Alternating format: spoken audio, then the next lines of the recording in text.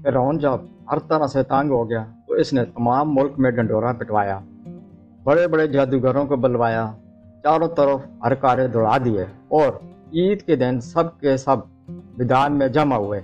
अब एक फिरौन था, इसके दरबार शाही फौजें और इसकी कौम, और दूसरी तरफ गरीब और बेकस हजरत मूसा अलैहिस्सलाम और हारून अलैहिस्सलाम थे।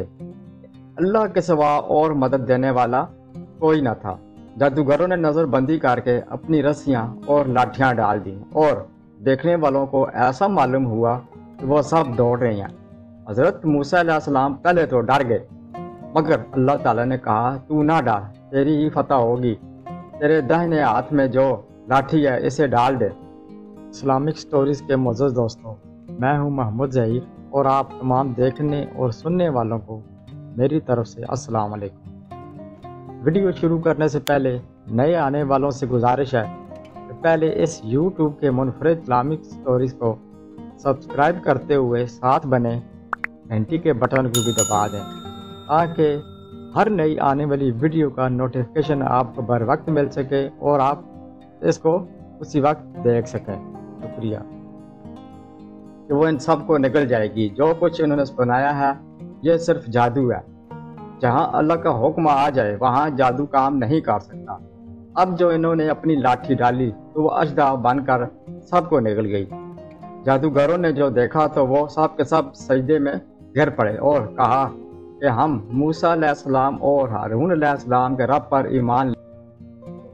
फिरौन ने गुस्से में आकर कहा, तुमने इसको मान लिया है, अभी मैंने हुक्म नहीं दिया था, वही तुम्हारा बड़ा है जिसने तुमको जादू सिखाया है। तुम सब ने मिलकर यह शरारत की है। तुम सब के हाथ और पांव काट डालूंगा और फिर सबको सूली पर चढ़ा दूंगा। मगर इन जादूगरों पर धमकी का कुछ असर न हुआ। इन्होंने कहा, हमें कुछ परवाह नहीं, हमें अपने रब के पास जाना है और तू बस इसी ज़िंदगी तक चल सकता है, जो कुछ तुझे करना है कर ले। ऐ हमारे पालने वाले, हम तुझ पर ईमान ले आए हैं। जब हम पर मुसीबतें आए तो हमें सब्र देना और दुनिया से मुसलमान ही उठाना। फिरौन को जो मुसलमान हो गए थे सूली पर चढ़ा दिया और इनके हाथ पैर कटवा दिए। इतनी तकलीफ़ों के होते हुए भी वो ईमान पर कायम रहे। इस वाक़े के बाद भी फिरौन की कौम अल्लाह ताला पर ईमान नहीं लाई और अपने गुरूर पर रही। अल्लाह ताला बड़ा मेहरबान है, वो बार बार अपने बंदों को सीधी राह दिखाता है। इसके बाद अल्लाह पाक फिरौन और उसकी कौम को डराने के लिए तरह तरह के अज़ाब भेजता रहा। कभी लोगों की नसीहत के लिए कहत डाल दिया और पैदावार की कमी कर दी, मगर जब कभी इन पर कोई आफत आती तो यही कहते कि मूसा अलैहिस्सलाम और उनके साथियों की न। फिर और ज़्यादा समझाने के लिए इन पर दबाव, वबा, टिड्डियाँ, जुएँ, मेंढक और खून की निशानियाँ भेजी। मगर जब कभी इन पर कोई अज़ाब आता तो हज़रत मूसा अलैहिस्सलाम से कहते कि आप हमारे लिए दुआ करें, अगर अज़ाब टल गया तो हम ज़रूर मुसलमान हो जाएंगे। मगर इनकी हालत यह थी कि इधर अज़ाब टला और उधर वो अपने इकरार से फिर गए।